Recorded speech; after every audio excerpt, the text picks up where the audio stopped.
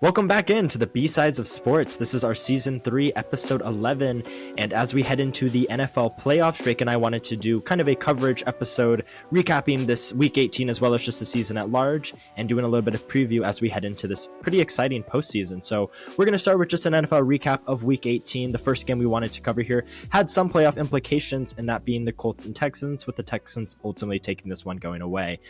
Where do you want to start with this one, Drake? I just think what I want to start with this one is just kind of the bigger picture for both of these teams. As while we were watching this game, it was on Saturday night primetime. So most of, football fans were. To me, this was just two franchises who've successfully, almost rebuilt a competent roster in a year's time. 4-win and a 3-win team both now had over 9 wins. One was half a game out of a playoff. I mean, and if the Colts would have gotten a game like the Browns back or any of those ticky-tacky ones, both of these teams would have been in the playoffs. As crazy as that is, I mean, that's just the nature of it. So I think this is kind of now going to be, as if the blueprint wasn't there enough of trying to find these young head coaches, pair them with a quarterback early. I think this once again just reiterates that. I think a few years ago it was the, try to get a guy on a cheap deal and win with him. I think now we have transitioned into an era of still prioritizing trying to win on a young quarterback deal, considering how you're going to have to pay your guy $50 million. But now it's like even more so the coach matters. The coach turnover, we're expecting potentially 7 vacancies. And while it's been quiet so far, both of these teams are just seemingly just once again showing the importance of getting a quarterback and a young quarterback and a head coach to support him and, come in together, be there together, learn together and grow together. And obviously the Colts missing theirs, but still you could just see the culture shift in that team from a 4-win team with Matt Ryan to a 9-win, almost playoff team with Gardner Minshew, and maybe a few plays in that Texans game away from being the leader of the AFC South with a backup quarterback. So I just think kudos to both these teams, and I think the AFC South is slowly turning into one of the most fun divisions in all football to watch, where it has not been in the past. Yeah, and I think it's fascinating how quickly the commentary around the AFC South was able to flip, right? I think going into the year, a lot of people would have penciled in the Jags to take the division, running away, just given how they were able to close their season last year, and just kind of somewhat of a negative outlook, knowing that most of the teams in the AFC South were going to be starting rookie quarterbacks. And I think now, just seeing how, the quarterbacks played early on in the season, obviously unfortunate that Richardson got injured, but you're looking at combinations of CJ Stroud and D'Amico Ryans. Will Levis obviously looks pretty promising. We don't know who the head coach is going to be there, but then you've got Shane Steichen, Anthony Richardson, and then, Lawrence, even though he struggled a lot, he's definitely not a bust by any margin. And I just think, all of a sudden the AFC South looks like one of the more exciting divisions in football. And it just continues to add to an already loaded AFC. It's going to be a battle for each of these division titles for the next, for the foreseeable future. So I think that's just really exciting for football at large. Looking at these seasons just holistically, I think the Gardner Minshew storyline is one that just continues to go a little bit underappreciated for me. It's interesting when you have a rookie quarterback, right? The Colts were obviously going to choose to maybe go through a couple of lumps, choosing to develop Richardson, even though Minshew might have been the better option at QB1. And I think we kind of saw that play out. Like, obviously, Minshew was able to get them rolling at points throughout the season. And while it is disappointing for them to fall short, I think it just continues to build a positive culture around the team. Obviously, injuries to Jonathan Taylor in and out of the lineup all year, still managed to have a fantastic end to the year. And I also, I'm a big media guy, just what players are saying and kind of the dynamic and the chemistry in the locker room post games. And even coming out of this loss, I really, really like the comments that Jonathan Taylor had. He was asked about whether or not he thought he should have had the ball on that last possession, and kind of just the attitude of, we're going to trust the play calling, we're going to trust what Shane Steichen draws up, and even Goodson for the drop, right? I thought just the commentary around that was incredible. He took a lot of accountability, but I didn't see a lot of pointing fingers at the roster at large, and so I just think those are all things that bode really positive heading into next season. And again, I'm just really excited to see how this division shakes up. Yeah, no, I agree. And just kind of to touch on, I could talk for a whole 3 hours about the Colts this year, but I do, again, we had all of our games were at 1:00 this year, except for 4:00 against the Steelers. And the only reason it was 4:00 is because the Steelers were playing, and then an 8:00 because it had direct division implication and playoff implication.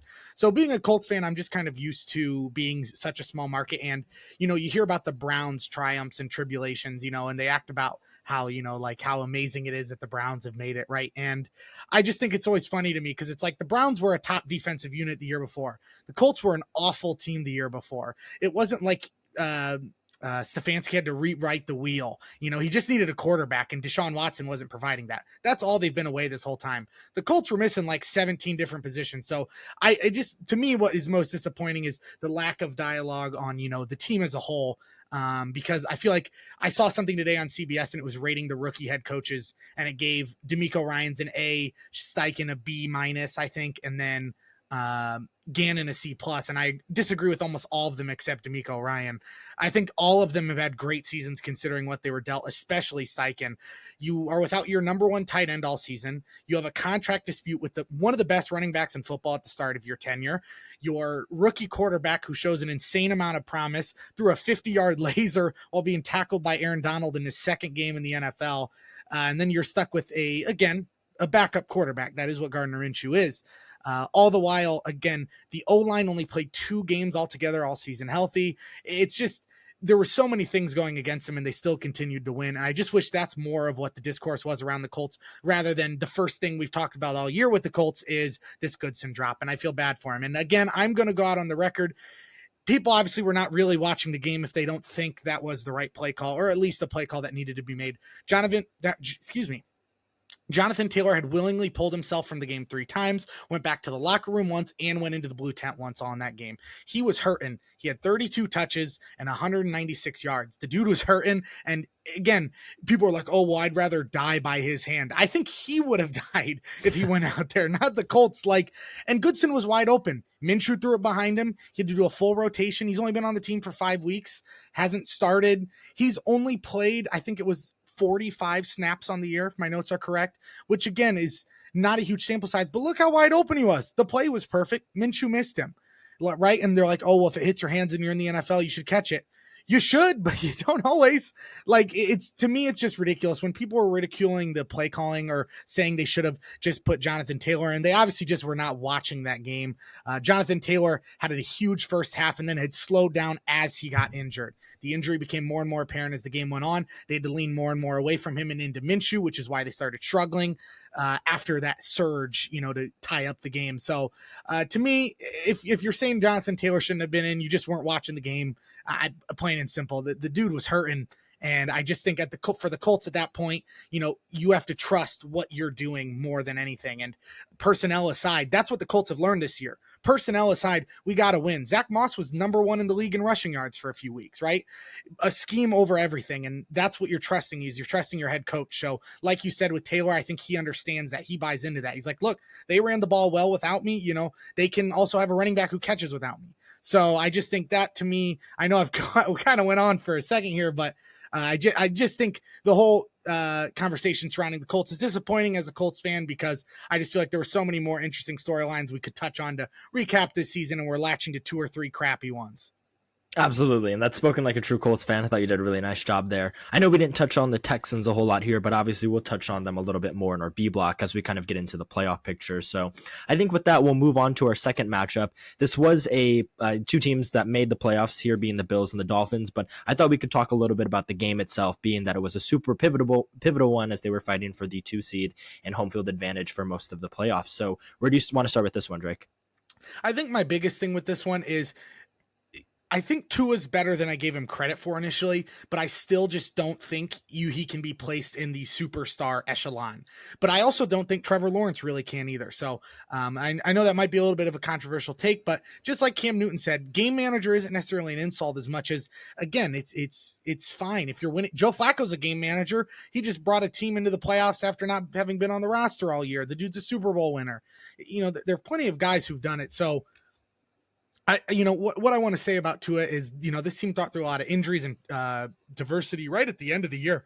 And so, my hat's off to him. And I do think, the Dolphins can win a Super Bowl with him. But that being said, the talent discrepancy really shows when Josh Allen has 18 turnovers in that game and muscles his team to a win. Yet Tua just kind of, didn't do anything that impressive. His last throw, with the game on the line was terrible. And so it's just things like that where, again, I don't think Tua is a bad quarterback by any stretch, but in this game to me was the definition of seeing a superstar versus, just the cut under. And we've talked about that before at length. I don't think it's necessarily an insult to, claim these guys that are probably better than average quarterbacks at the position, but are not necessarily superstars, right? And I think this year what we've seen a lot throughout the NFL is there's only a handful of guys that can truly take over and win you a game. And, for all of Josh Allen's lows that people like to talk about, myself included, Josh Allen's one of those guys that can put on the superhero cape and carry his team to victory. And we really saw him kind of put his body on the line with some of those some of those runs in the second half. And, the play that everyone's talking about is obviously that Hardy return, incredible play. And obviously, the injury that happened on the play, a little bit unfortunate, but again, just making the right play at the right time, it truly swung the momentum of the game. And I'm with you again, all of our hesitations about Miami throughout the year kind of were proven to be true. And again, it's, they're a wild card in the playoff, anything could happen. But, you and I were both hesitant about the style of the offense that they ran, as well as just questions about Tua under center. And I think those things just kind of played out. You're right. Each of the quarterbacks threw 2 interceptions, right? But it felt like whenever Josh Allen needed to make a play, he was able to make a play, and Tua wasn't able to do that.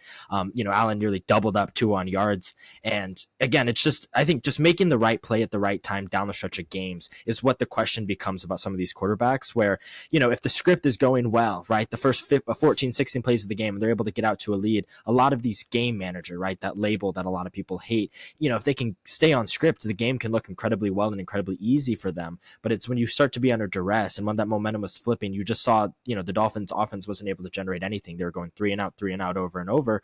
And a lot of credit to Buffalo. They really rallied the second half of the season. I would have called them dead in the water when they were sitting at 6-6. And obviously they overcame the odds and made it into the postseason. And they're now sitting with a couple of home games. I think, it's a testament to kind of the resilience of the team. I would have questioned the character of the team a lot at the midseason point, and they really seem to kind of rally around just belief that Josh Allen had in the team. And to that, I want to give him a lot of credit because I think his leadership really shone through in a year where they had a lot of turmoil. Obviously, his relationship with Diggs has come under fire a lot. And Buffalo was facing a lot of injuries. I know Miami had a lot of injuries on the defensive side of the ball, but Buffalo's been injured all year on both the defense and the offensive side of the ball. And, for them to just, play this well, finding ways to win games even when it's not pretty, I want to applaud them and give them a lot of credit for that. No, me too. And I think, again, I look at Josh Allen's performance this game, and it could have been so easily better. Like, he made a ton of mistakes in this game and still put up over 400 combined yards, 2 touchdowns and the game. I mean, he missed a wide open touchdown to Diggs that would have added 70 more passing yards. I mean, would have put him to 420 and then 60 on the ground. I mean, and then in this post conference, all he keeps deferring and talking about the team. Josh Allen, I think, is someone who's coming to the league. I don't ever think ego necessarily was a thing, but I think we've really just seen him grow into who he is and, a true leader of this team. And while I think the coaching in Buffalo is suspect at best, I mean, the dude's leading receiver was Khalil Shakir. I mean, and Tua had 13 targets to Tyreek of his 27 pass attempts. You're just seeing a quarterback who's relying on weapons a little more versus a guy who's just trying to make plays. And Josh Allen with 15 rushing attempts is crazy, but he understood what was at stake in this game. And so he's okay with putting his body on the line. And I just think it's so funny because we talk about his turnovers so much, and how it's hurting the team. Yet I feel like we don't talk nearly enough about Mahomes having like 17 interceptions. And I think it really just shows, again, the narrative of the media is a little too strong, and it's same thing with like guys like Burrow. I feel like he didn't get enough crap this year, and there's plenty of guys. And so I just always think Josh Allen has kind of been in a weird amount of scrutiny for being on a team that's never won a Super Bowl or really had any success outside of 4 runs at the playoffs in the 90s. So it's just very interesting to me how he's seen, as well as the impact he has on a game is really, I mean, he is a top 3 quarterback in my eyes when he's playing. I think the last thing I would add about this matchup specifically was just kind of the conversation around the 2 head coaches here. Mike McDaniels is obviously a guy that a lot of people really love. He's got a lot of great post-game presser moments. And I just think kind of his candid approach to the game is something that a lot of people really respect and really like, myself included. that being said, I think it's really interesting, kind of the outlook of these coaches as the season went on. And, I'm not calling for McDaniels to be fired. Like, I definitely think he did a really good job with the roster, but I do 11 think there are wins. definitely some questions that could be asked. And on the flip side, Sean McDermott came under a lot of fire when they were sitting 6-6, right? And all of a sudden, winning 5 in a row, the defense started to shore up, looked a lot better. I think it's interesting how fast those conversations can kind of flip. And on the McDaniel side of things, obviously injuries, Mostert, Waddle, you get a kind of a couple free passes, I think, here and there. But I do think just even scheme wise, right? Miami really went away from the run game a little bit, and maybe because it wasn't so effective as they were starting this game. But being at home, it was just a little surprising to me, and I thought that really allowed Buffalo to get back in the game once the momentum swung towards Buffalo. So I think McDaniels is still a little young, and I think he'll continue to learn and grow. I just think a lot of people were giving him a lot of flowers, and I think there are still some questions that he can answer. I don't think he runs a flawless scheme, and I think for all of I think the player empowerment is great, but at the same time, I think, he might miss some of Tua's limitations sometimes just because he has that, such a good relationship and that belief in his player. And I think that kind of shows up on the field sometimes at times too. No, I think that's a good take, and I agree. I will say I do kind of give them a little slack for their late in the season struggles, as McDaniel still is a very young head coach. They were without a lot of their veteran players. I mean, Jalen Waddle and Raheem Mostert both were not present for this game, and their O-line, I was looking at, I think for the last 4 weeks of the season, they had at least 4 O-linemen on the injury report. So, and then there was 2 weeks where no O-linemen practiced in full pads all week at all. So, I mean, really just, again, I think, like you said, I do agree, questionable decision-making from McDaniel as well as how he runs the team. But more than anything, I just think, again, it's like we've said all year pretty much that we think they're a year or two out. And I think we really both are just sticking to our guns on that. Absolutely. So I think with that, we'll turn over to our third and final matchup of our A block here. Returning to the AFC South, we had the Jacksonville Jaguars going up against the Tennessee Titans. And in somewhat of a shocker, I think, to a lot of people, Tennessee was able to pull this one out, and that essentially eliminated Jacksonville from the playoffs, as well as they lost the division title in the last week of the season, sitting at 8-3 at one point in the season, obviously 1-5 to close out the season. So not a great end to the season, kind of a flip from a year ago for Jacksonville. What were your major thoughts and takeaways from this one, Drake? As funny as it is, I think my biggest takeaway wasn't even really with Tennessee, but more of with Derrick Henry. It's so rare that a guy gets the usage a player like him gets. I think I saw a graphic today. It was like he had over 150 touchdowns in high school. He had over 60 in college, and he's approaching 100 in the NFL. And so usually, this is kind of when we see running backs start to falter. But with the worst O-line of his career, still finished top 5 in rushing again. Rushing was down as a whole. Sorry about that on the year, but Derrick Henry had just a vintage performance and showed that whatever team he goes to next is going to get, when healthy, one of the best running backs in the league. And I just think when he came into the league, I wasn't a huge fan of him. And even as he started to dominate, but what he is just one of the hardest players to tackle in the modern era, and such almost a throwback to an era not so long ago. So, just really interesting how, again, as we speak, for December football, man, a running back can be all it takes. Yeah, and just speaking of running backs, really love what you pointed about Henry there. I think for Jacksonville, one of their major takeaways as the season went on was kind of the lack of production that they started to get out of ETN as the season went on. He was on my fantasy team, and out the gates of the season, first half of the season, he was probably my best player on my roster. He was just a touchdown machine. And, I think a lot of the early season dialogue around Trevor Lawrence not having a lot of touchdowns was because ETN was running them in a lot. Lawrence's yards were there, but ETN was finishing a lot of those plays, on the goal line. And that production really, really started to decline as the second half of the season approached. Obviously, a couple of unfortunate injuries to Trevor Lawrence, and Jacksonville really, really kind of flipped all of their momentum they had going into the season and really, really stumbled, like we just talked about, missing the postseason. I think the Trevor Lawrence conversation continues to be one that I think you and I see pretty much eye to eye on. I think he was crowned a little bit early, right? I think people wanted to give him a lot of grace for just the Urban Meyer situation. And obviously they came on really strong at the end of last season, and getting a playoff game against the Chiefs is definitely an accomplishment. But I just think, the turnovers continue to be a problem. He doesn't play well at all if there's any type of rain. He's obviously fumbled the football a lot, and the interceptions have not been great.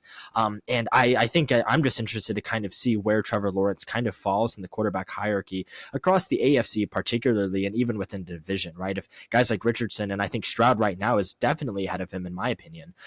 It could be very interesting if Lawrence ends up being the third or even the fourth best quarterback in, the division, coming out as the number one overall pick. And I think if that were to be the case, it changes a lot of the conversations that Jacksonville would be having internally, because a lot of what they have right now is built upon, having a guy that can throw the ball a lot and do it effectively. I don't understand why Trevor Lawrence seems to get every excuse in the book and so many guys don't. We talk about Josh Allen getting knocked for turnovers. Trevor Lawrence turns over the ball, is responsible for less touchdowns. I mean, what was it? His first 50-yard touchdown pass was in his third year of his career. I've been saying it for a while. I think Trevor Lawrence is the floor of a superstar QB. I think that's how I've started putting it, and I like it, where he has all the stuff you want out of a franchise quarterback, except maybe like an innate leadership ability. But he's one of the most boring quarterbacks to watch in the league. And I know a lot of people will say I'm a Colts fan or whatever. He's literally beat me every single time I'm pretty sure he's been in the league. And that's not even what dissuades me, because I think Jacksonville has a great roster put together. And as crazy as it is, I think he's one of the biggest things holding them back. He is their X factor. Your quarterback really shouldn't be. Your quarterback, should be this modicum of consistency, is what ideally you want, right? Like an Aaron Rodgers. That's what you want. The guy threw 40 touchdowns, it seemed like, every season he was healthy, right? Or Tom Brady, Peyton Manning, Drew Brees, right? Those are your guys, these modicums of consistency. And in today's league, they've kind of turned into Joe Burrow when healthy, Patrick Mahomes, Dak Prescott to even some extent.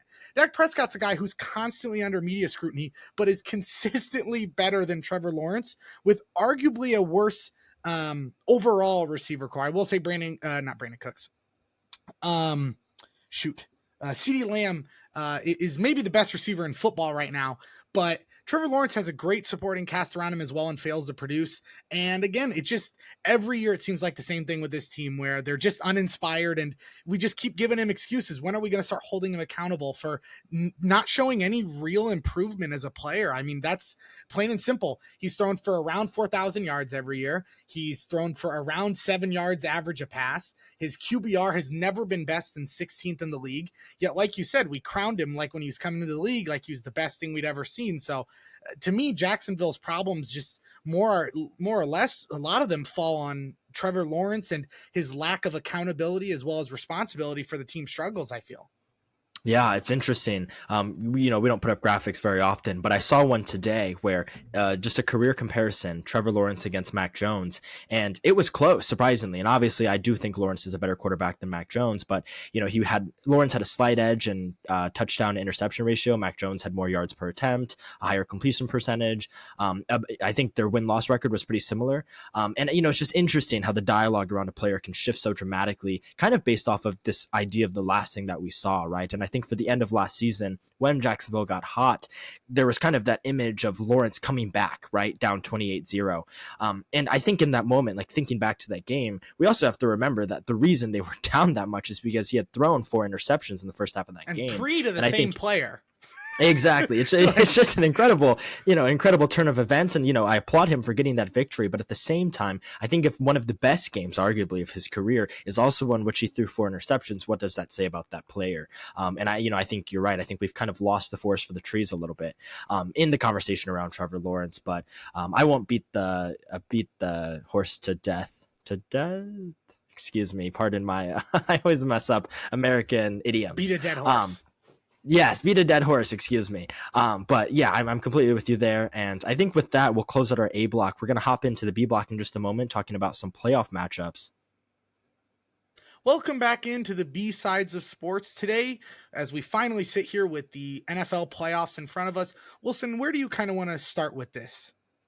Yeah, I think we have a lot of really interesting playoff matchups this year. To start with the 2-7 matchups, the history of this expanded playoff format has not really been in favor of these 7 seeds. A lot of the time we've seen blowouts. The Steelers a couple years ago come to mind.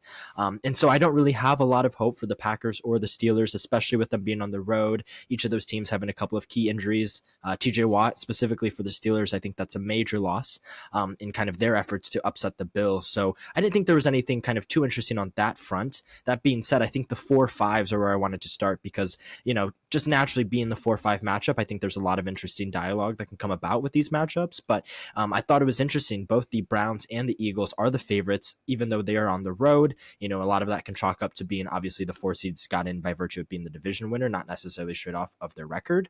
But I think the Eagles and Buccaneers in particular is really interesting to me. I think the Bucs being at home and just seeing how torturable that Eagles defense in particular, that secondary has been all season long.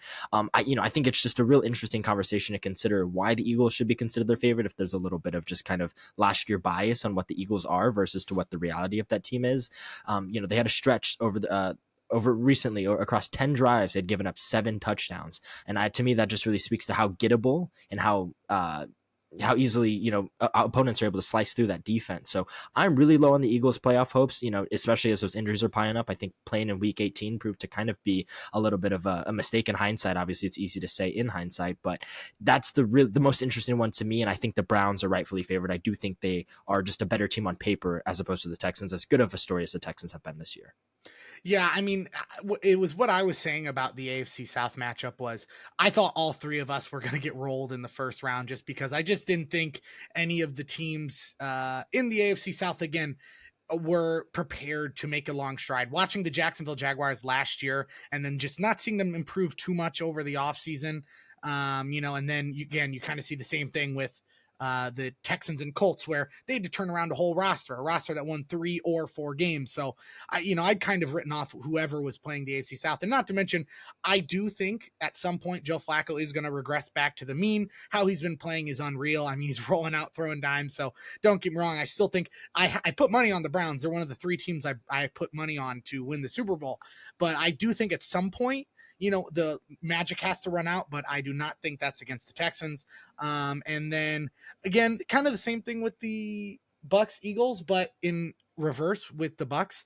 The Bucks have been one of my favorite beats all year while gambling, as well as just to watch. I mean, the resurgence of Baker Mayfield after being really just screwed in Cleveland has been an awesome story. And across the board, just was a top 10 passer easily this year. So I just think when you factor that in, and Rashad White, Mike Evans, Chris Godwin versus a Eagles defense that is just on its heels the whole game. Oh yeah, and Jalen Hurts, middle finger is dislocated, and he's going through the process of getting that fixed. AJ Brown went through an injury. We still don't know if he's going to play yet. To me, even though the line is facing Eagles, I mean, if I was a betting man, which I am, I'm going to be betting on the Bucs this weekend because I just, as good as the Eagles are and how much I like the Eagles, this just looks like a team over their head through and through. Yeah, and just stay on this Eagles-Bucks matchup for a minute. I think there's a lot of things for the Eagles, and we've talked about a number of them, but the first and foremost just being the brain drain that is losing both your OC and DC, right? And it's not an indictment to the present DC or OC. I just think, when they were so pivotal to the Eagles' success last year, both of those units played so well, particularly the offensive line and the defensive line, and we saw Jalen Hurts really emerge into his own right as a passer. That's why he got the contract.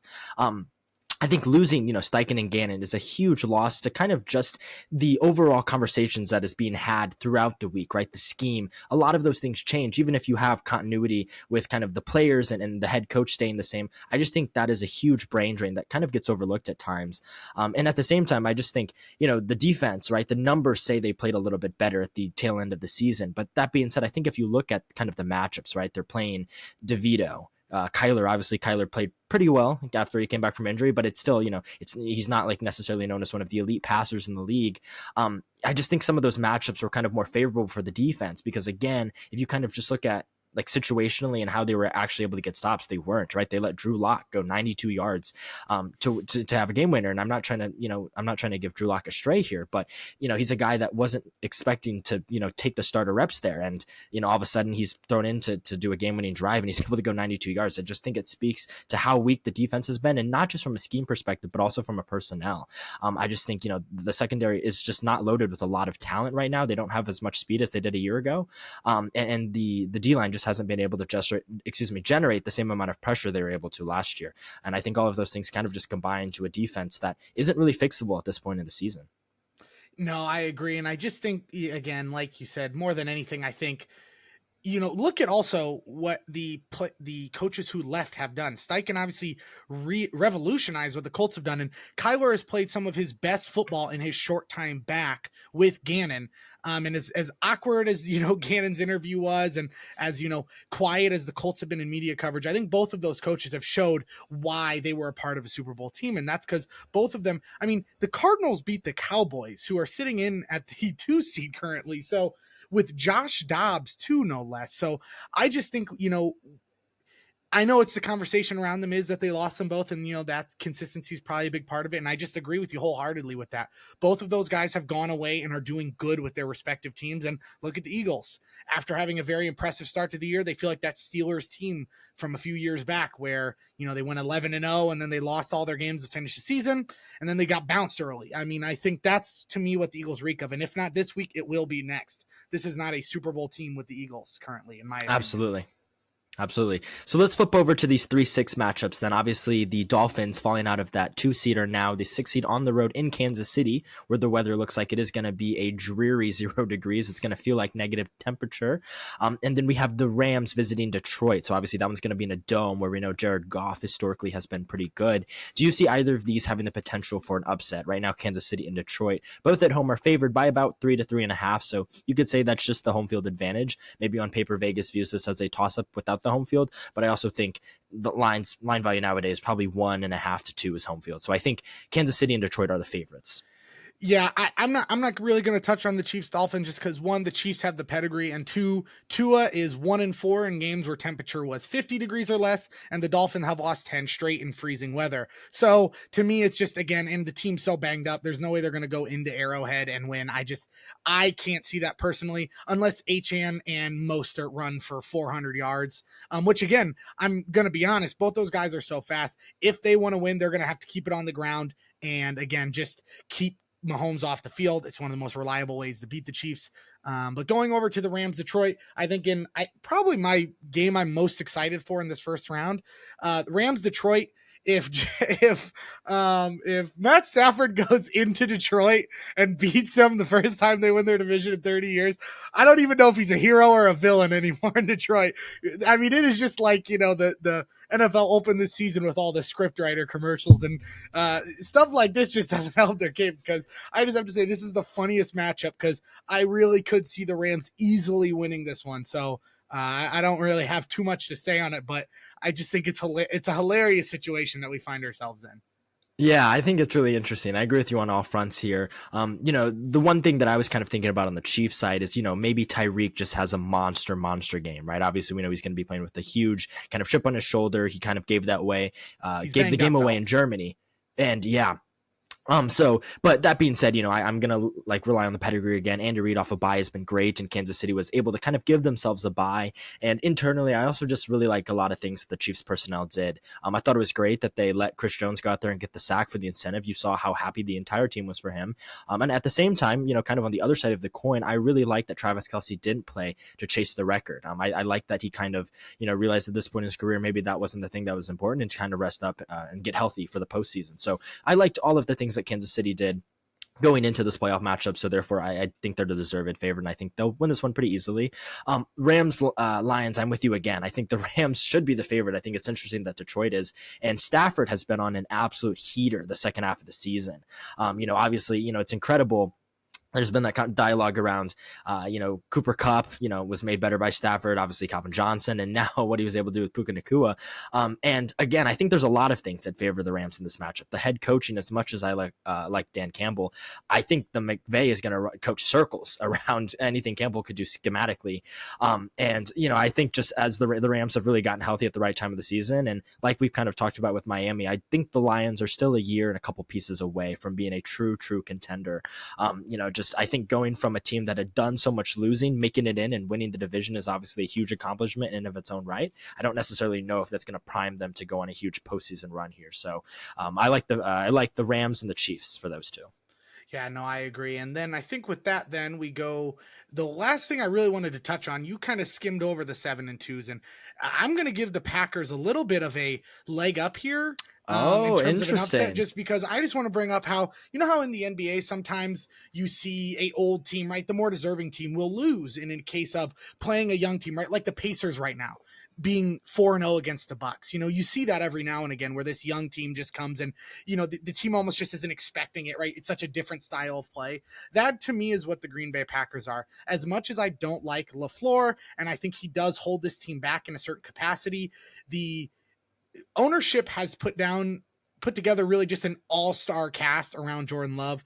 Aaron Jones obviously has not been available for most of the year. He's finally healthy, coming off 200-yard games in the last few weeks.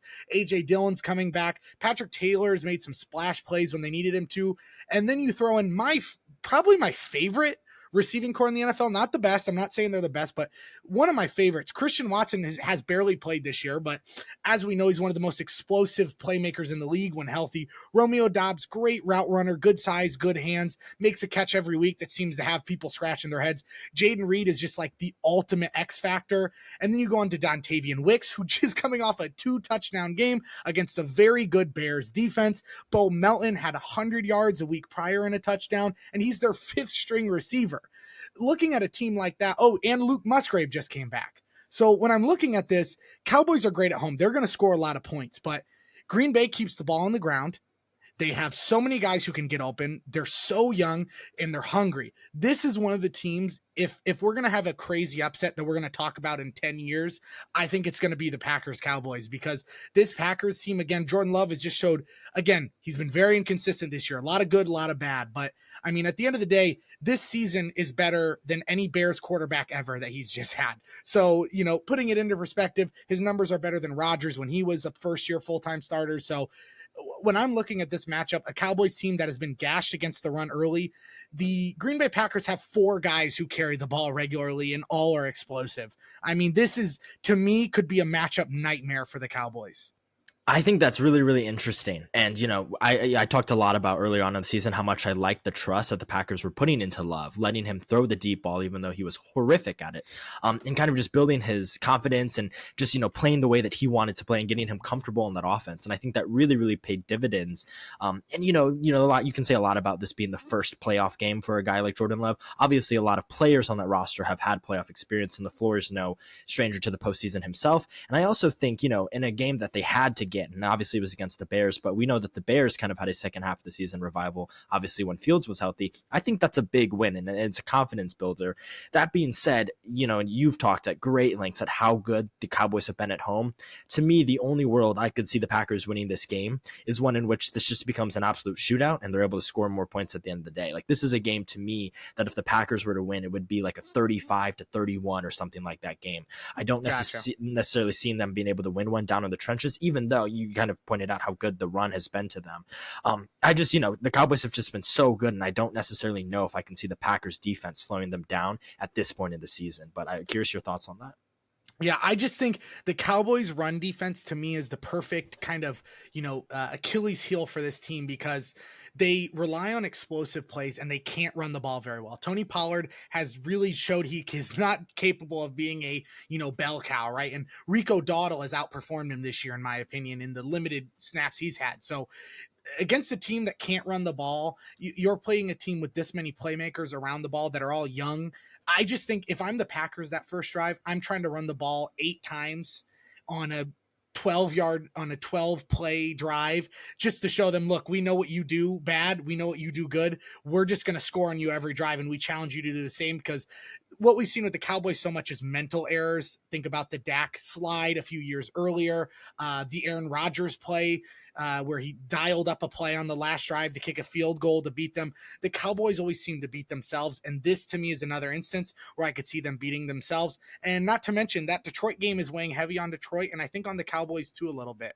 The Cowboys had a terrible first half against Washington. I mean, really just did not play a Cowboys game. It was very messy, a lot of turnovers. Washington was leading, a team that just fired their head coach into retirement and was benching their quarterback before their backup got hurt. And this is the team that was giving them a run for their money in the first half. And I know it's in division and whatever, but to me, I just think with guys like Jaden Reed and Aaron Jones, Christian Watson, they have guys who can just have this transcendent 100-yard, 3-touchdown game. And I mean, if they have 2 or 3 of those guys, and the Packers, in my opinion, the Cowboys, in my opinion, only have one. I just think the X factor dynamic goes to Green Bay, where I think they have 3 or 4 guys who can really have that game to lift them up. I really think it has to be Dak or CD on offense. That's just kind of what we've seen all year. Cooks has that one game where he had 140 receiving yards and really dominated, but he's just been a reliable number 2. They don't have anyone, to me, that is truly transcendent and can step up if needed, if CD's struggling for whatever reason.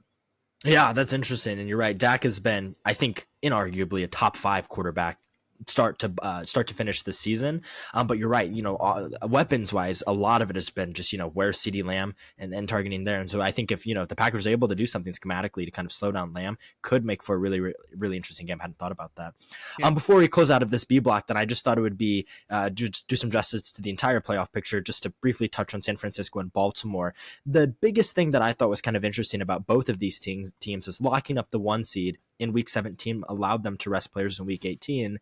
And that gives them about 2 weeks off, right? The design buy as well as just the buy they're able to give themselves. I just wanted to throw to you real quickly. Do you think that rust and just time away from the game becomes a factor?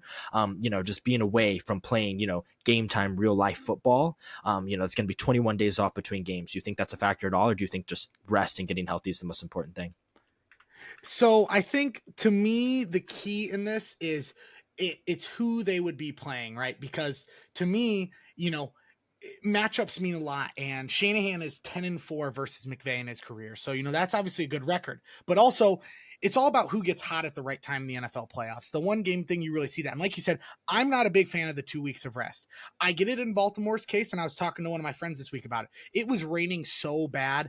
I wouldn't really want any of my star players playing out in that weather either. But for San Fran to not play anyone, especially a guy like Purdy, who has such a small amount of games played, that was a little concerning to me, even just to give him a drive or 2, right? For confidence, right? Just so he doesn't have 2 weeks off. And again, like I said, there's a lot of dangerous low seed teams. The Rams are one of them. And I know Shanahan's record is very good against McVay, but this is a very talented Rams team who can do everything and really has no weakness on offense. So they're going to score right with the best of them. So again, I'm not huge on it. The Colts famously lost both of their best playoff runs to resting their starters. The only years Peyton Manning ever made it to a Super Bowl, he wasn't rested. The 2 he made it, they didn't. So I'm just always been a big proprietor of playing your guys at least a series or 2, unless you're Andy Reid, pretty much, because he just is great off a bye. He's about the only one I'd say that doesn't need that. Yeah, and I think just playing a series or 2 is the key, right? Just giving them a little bit of exposure to real game time and just the physicality of an NFL game. And I think the counter always becomes what happened to the Eagles, right? Where AJ Brown got dinged up, Jalen Hurts gets dinged up. And all of a sudden it's a game that doesn't mean anything. And you put your guys out there in that position, and now you're unhealthy going into, your matchup next week. But I think the layoff is just too long to kind of just be sitting still for so long. That being said, I think that'll close out our B block with a little bit of a playoff preview there. We'll hop back in just a moment with the C block, where I'm going to talk a little bit about my kind of exposure to a full second NFL season. Welcome back into the B-Sides of Sports. And for our last segment for the day, as you know, me and Wilson have a very we both have our specialties, right? Where I've been watching the NFL for longer. Wilson's been watching the NBA for a lot longer. So, we kind of play into this a lot where, he'll take the lead on the NBA stuff and I'll take the lead on the NFL stuff. But, as we're sitting here now, this is his second full, really sit down, watch as many games as he can season. So, I just think it's interesting because I think what what I really like about our dynamic in this podcast is, the differences in knowledge, but it's that mutual respect and trying to have still good conversation, I think, is what makes these conversations so unique. So for this, we're just kind of going to open the floor up to Wilson to talk about his second full season watching the NFL and just kind of have a discussion about it. So Wilson, it's all yours. Yeah, thank you, Drake. And I wanted to start off just by saying thank you for how well you have supported me through covering the NFL. 32 teams, it is a massive commitment every week. And you obviously pride yourself on watching basically every single minute of every single one of those games, at least, the game being played on the field, not necessarily the commercials. Yeah. And, it's something that because of, I've really tried to pressure myself into watching as many of those minutes as well. And, as much of a commitment as it's been super, super fun. It's been so rewarding getting to do this, kind of hop on here on a weekly basis and just cover what we're seeing and kind of the different storylines that you and I might pick up on, even if we have different opinions on it. And so I just wanted to thank you for that. Kind of viewing, covering the NFL has been such a unique challenge. And to me, one of the things that I think has helped me the most is I love not having a favorite team. And obviously we all have our biases. We have players that we might like and believe in a bit more. But for me, not having a team that I really want to watch every week because I'm a fan of the franchise, I thought really helped me throughout the season. I think it alleviated a lot of the pressure, and it allowed me to view things through kind of an untinted lens and getting to form fresh opinions about guys that have been in the league for a long time and guys that are just coming into the league, kind of not having any of those preconceived notions. And I thought, in part, that's really allowed us to have a lot of dialogue that can push back against some of the national media. Later on, I kind of want to talk about some of the things where I've been right and then some of the things where I've been incredibly wrong on. So I'll kind of get to that in a minute. But again, I just want to go back to not having a favorite team. I thought has really helped me out. And it's made kind of just this entire process really easy and really fun, just week in and week out, not getting too high or not getting too low off of anything other than being right or wrong on a bet or a take that I have. The second thing that really stuck out to me, kind of just closely following the NFL as opposed to the NBA and kind of discussing some of the differences between the two, is the Twitter, or I guess you would call it presently X, discourse around each of those sports. And we know how big the NFL's brand is and how global it's starting to be, obviously playing those games in Europe, but also just the viewership, right? If we look at the top 100 broadcasts, this is something that goes across around every single year, but the top 100 broadcasts across American TVs for the year 2023, 93 of those were NFL games. And, that's the figure that wasn't off of the 92 or 93 it was a year ago. And it continues to kind of just show the dominance that football has on American TVs. I think it happens for a lot of reasons. One of the things being that people are less likely to stream a football game after the fact, right? Sports are something that we want to kind of witness in live time because there's the element of suspense, right? If you're kind of following the game later, you're better off just watching highlights rather than watching the full broadcast because you already know the outcome. And so kind of alongside that, the Twitter and X discourse, the point I wanted to get back to, I just think it's so interesting because NFL, it's one game a week, right? So the conversation, I think, is a lot more level-headed because people have a lot more time to kind of reflect on the things they have to say about it.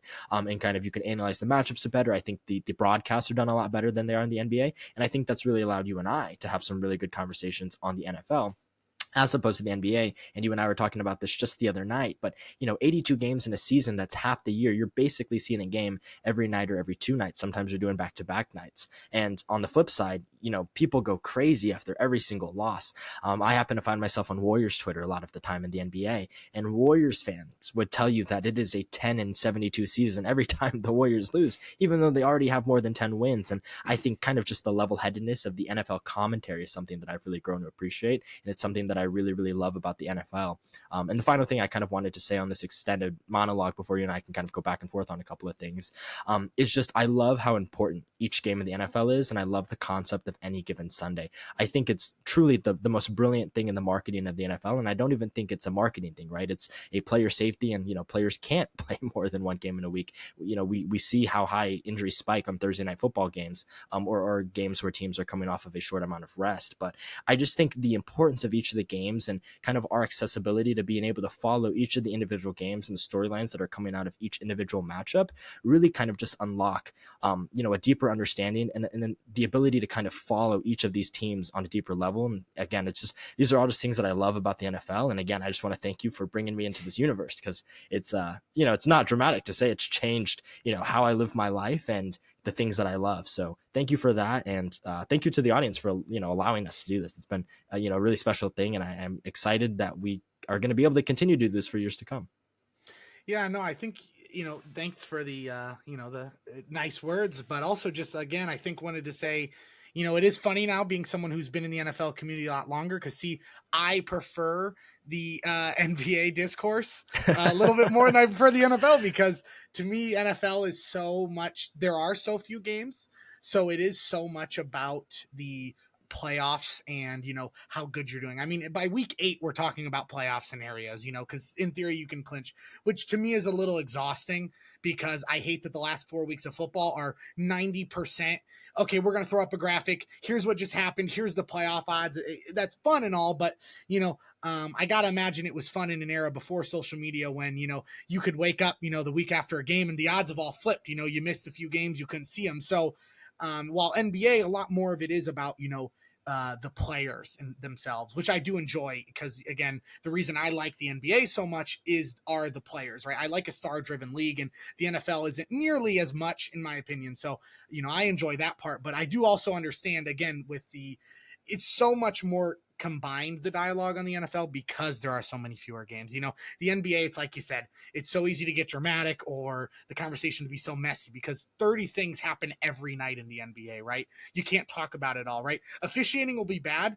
The next day, Luka will drop 60. The discourse on that goes away. In the NFL, like with this Lions thing, all week we heard about the misplay of the refs. So, I do completely agree with that in terms of, how it unifies the conversation, as well as, again, I just think what the NFL does so well is the competitive nature of it. It really does feel like any team can win any Sunday, and it's the reason it's my favorite sport. I just love the fact that even if and when my team was 4-12, there is a outside chance that we could beat any team. It's just crazy. Look at the Eagles last week, blowing out, or the Eagles, yeah, the Eagles getting blown out by New York last week. Like, that's awesome. That's what makes this sport so great, right? And then for the last thing is, as someone who was born into an NFL fandom, I mean, it really was. I mean, my favorite color since I was a kid was blue. It's the blue in my logo. None of that was a coincidence. My chair's blue. My Xbox controller's blue. My phone case is blue. Everything's blue. Blue's my favorite color because I was born into Colts fandom and I bleed blue. And my God, is it frustrating being a fan, of a team that is not one of the 4 best teams in the league. And so I do kind of understand how an outsider's view is, a little more relaxed and fun. You get to look at things a little differently. It's kind of how I am with the NBA, where, don't get me wrong, the Raptors are my favorite team, but I mean, I can barely watch any of their games because of the out of market issues. So, I'm more rooting for players than anything, or fun storylines, right? Like, I love when a player drops 60 or 70. To me, that's awesome. To me, that's cooler than like the Raptors winning 4 games in a row, right? So, it's just, I think it's stuff like that, and that perspective on sports is so fun when you first get in, to not really have a team and just enjoy the sport, in its own right before you decide really who you want it. And again, it's why James Harden's my favorite player. I just was a guy I liked, started watching him, and I know you have guys like Justin Herbert you're big on, and the Chargers, but yeah, they're not like super defined, right? It's like you said, you have guys you like, that's just kind of where it ends though, right? You'll root for certain teams over certain teams, but it's never super, methodical. It's not like me, where every Sunday I go into the week knowing who, I want to win and how my whole week is going to go based on the Colts winning or losing, right? So, I just think it's very interesting, but yeah, I mean, to me, you really just kind of talked about what makes the sport so great, as well as I think what makes being, I think we're so quick to call people bandwagon fans, like, I like James Harden, and so if I say I'm rooting for the Clippers this year and people know I'm a Raptors fan, they're so inclined to call me a bandwagon fan. And it's just like so frowned upon in sports for some reason to support players or maybe things rather than having a concrete team. But I think, how do most people get into sports? You find a player you like and you like them. I always give my friend Gabe a hard time because he likes Steph Curry because he likes shooting. And then the Warriors got really good like 2 years after. And I always called him a bandwagon fan, right? And it was a joke, How else do you become a fan of a team if no one in your family watches basketball, right? Kind of with you with the NFL. I was born into it, you weren't. So it's like, how, do you get those allegiances? And I think that's a fun part of what makes, sports so good is, being able to find that for yourself. So yeah, I completely agree with that take. And it's kind of how I view basketball. And it's a very blissful way to view a sport, with a lot Yeah, less a lot of sadness great than takes being there. than being a fan of a team that's historically been pretty mediocre. So Yeah, most definitely. And I'm going to kind of pivot off of your bandwagon point here. The thing I wanted to end off with was kind of just a couple of victories for myself, as where also kind of make fun of myself a little bit with some of the things I've been super wrong on. I just had two quick things for each. And I think some of these things are kind of up in the air, right? They could be proven right or wrong as we go on, but kind of being new to the NFL. I'm really proud that I was able to sniff out two things. One, that Patrick Mahomes was really good, really carried me to that Super Bowl win last year. And I thought, gave me a little bit of validity to speak on kind of the game, just kind of getting a little bit lucky and a little bit of having faith in probably the best player in the league right now, as well as the Brock Purdy hesitancy I've had, right? And, that's something that we're going to see kind of how that's going to unfold as this playoff run kind of happens for the Niners. But, I've been really kind of low on just, I don't think he should be an viewed as an MVP caliber player. And I think that was kind of proven right as the year went on. We'll really see again how it kind of unfolds in the postseason.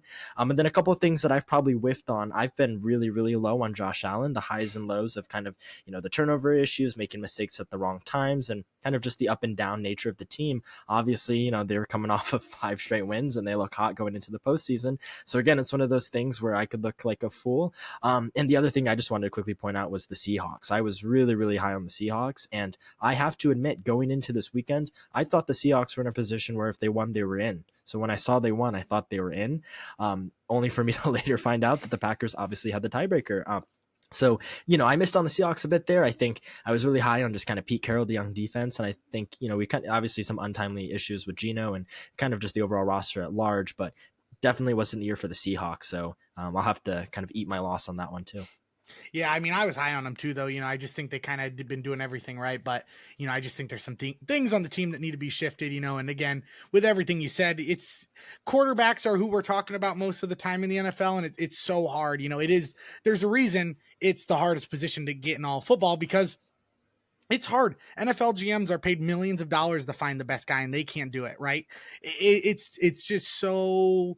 It's such a finicky thing, right? And a guy like Purdy, on paper, a fantastic player, but you look at the support around him, right? And you're like, oh, well, I'm not really sure. But then you look at a guy like Josh Allen, where, he hasn't relied on Diggs this year and he continues to make strides. And, I don't agree with the Mahomes being the best player in the league thing, but we already know how I feel about him. So we'll go back and forth on that one for the next couple of years. Yeah, we'll bring that up for when they lose in the playoffs this year. So we can address that then. But yeah, no, I think with that, we'll let this episode come to a close. Once again, we just want to thank you guys for everything this season. It's been so far our biggest season yet. And so really just looking forward to carrying on into the playoffs and the NBA season as well as it picks up. Please be sure to like, comment, and subscribe, as well as check out our TikTok, which will be down in the link description below. If you do not check the description, check it. It's got all of our links for anything. So if you want to listen to the audio version of the podcast, we have it on Spotify, soon to be Apple Music as well. We're just working on that as I speak. We have our TikTok down there, our YouTube, the playlist to the rest of the, if you want to look back on some of our takes from earlier in the year, you can do that there. But yeah, just all of that considered, we want to thank you guys again for a successful regular season and look forward to carrying on coverage to the playoffs and the NBA season. So yeah, see you guys next time.